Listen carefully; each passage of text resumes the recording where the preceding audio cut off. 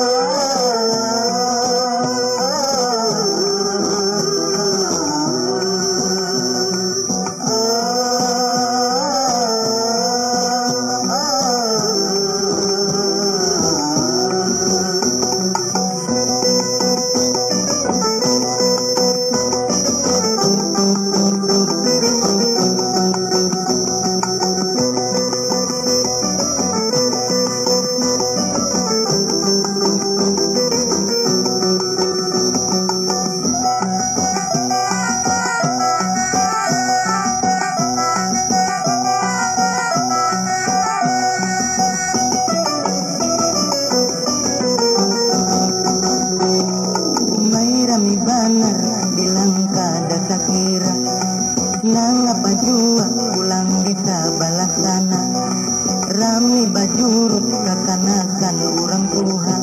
Itu orkes Melayu diadakan jua. Irama orong-orong itu diberi nama. Ngaran pemimpinnya Sanjef Gundah Gulana. Ujar pangkabar datang dari India. India Sabala Barat, parak awan sungai gula. Alus Sarintik itu ngaran penyanyinya. Nang sudah terkenal di dalam rumah tangga. Amun kada salah, ulun salah mengira. Itu penyanyinya sudah cangul awan gaya.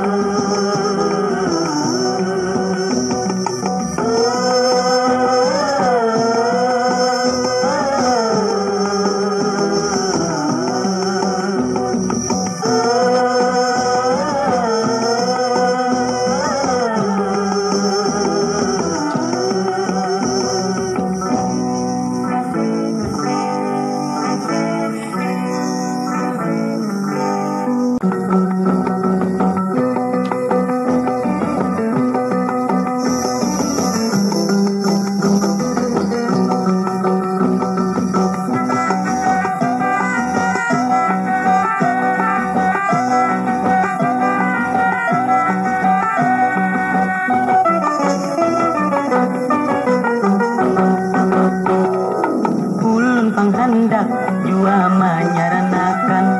Awan pengantinnya dua lagi binian. Kalau hendak bahagia di dalam kehidupan, baisi anak dua ulun rasa cukup sadang.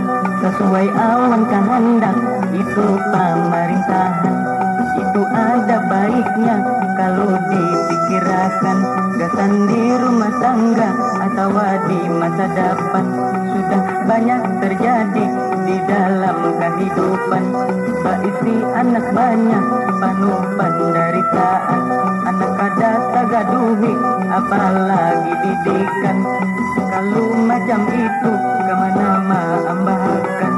Itu sampian haja engkau merasakan. Mudahan pengantin jangan salah anggapan. Ini hanya sekadar ulun memadahkan.